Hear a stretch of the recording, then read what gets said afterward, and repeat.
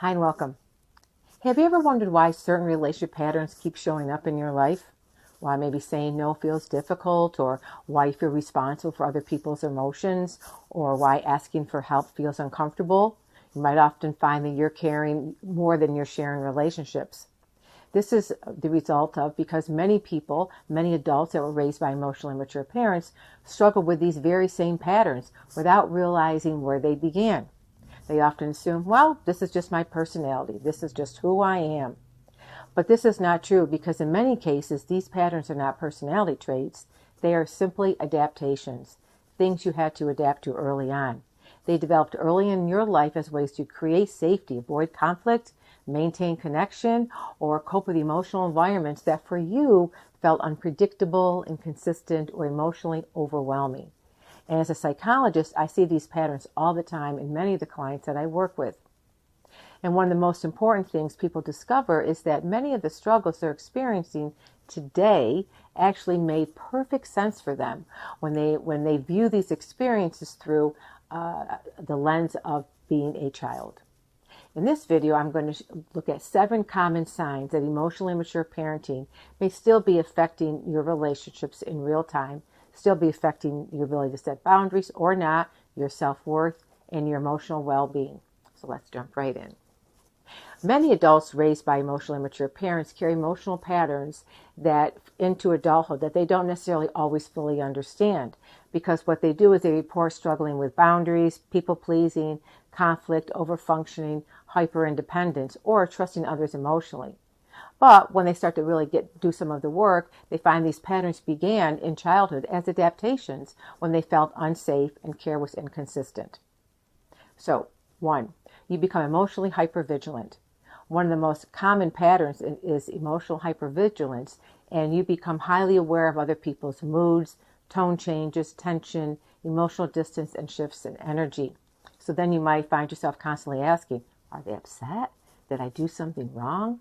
Why do they seem so distant? Something feels really off. This often develops because growing up, staying emotionally aware helped you anticipate problems and avoid conflict. So then, as an adult, it can make relationships feel exhausting because your nervous system is always scanning for danger. 2, boundaries feel guilty instead of healthy. They create guilt when you set boundaries. Many adults raised by emotionally immature parents understand boundaries intellectually, but emotionally, not as much. Because why? Because boundaries feel uncomfortable. You might also feel guilty saying no. You might also find that you're over-explaining your decisions. And you may also prioritize everyone else's comfort over your own. Because growing up, boundaries often weren't modeled or respected. Because you learned that keeping other people happy was safer than disappointing them. 3, you become an overfunctioner. And this is huge, like I've said before. Many adult children become the fixer, the caretaker, the peacemaker, the responsible one. You carry the emotional labor, you manage the tension, you initiate difficult conversations, you try to keep the relationships functioning. Now, while these behaviors often come from caring intentions, over time they absolutely become exhausting. Because the more that one person overfunctions, like you, the more the other person underfunctions. 4, asking for help feels really uncomfortable. It's very difficult for people to ask for help. They struggle to ask for help, to receive support, relying on people emotionally, admit when they're overwhelmed. Now, on the surface, this looks like strength, but underneath is often a belief that says it is safer to depend on myself than anyone else. Many people learned this because emotional support felt inconsistent or unavailable while you were growing up. 5, conflict feels dangerous. Even healthy conflict may create anxiety. You may, what happens? Shut down, over-explain, panic, people please, and immediately step in and try to fix things. Why? Because conflict when you were being raised has what felt overwhelming.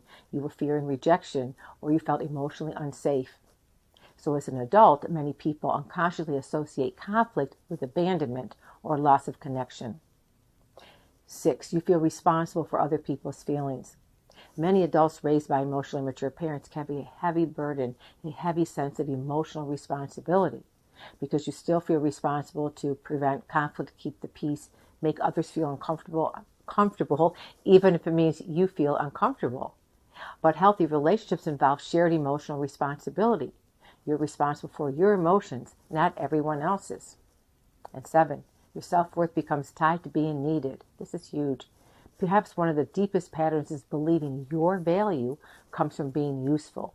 So, you feel good when you're helping, fixing, supporting, caring. But when you're not needed, you may feel anxious or unsure of your role. Or what do you do? That's because many people learned early on that love and responsibility were connected. Healing often means learning that your worth exists even when you're not taking care of someone else or you're not managing somebody else. The important thing to remember is this. These patterns are not character flaws. Like I said earlier, they're adaptations. Many of them simply helped you survive emotionally when you were younger, and that's okay. But what helped you survive may no longer be helping you thrive. The good news is that awareness creates the opportunity for change. Yes, you can learn how to set healthier boundaries. Yes, you can stop over-functioning. Yes, you can start to build self-worth outside of being needed. And you absolutely can create relationships where emotional responsibility, support, and connection are shared, not carried by you. And as always, I hope that helps.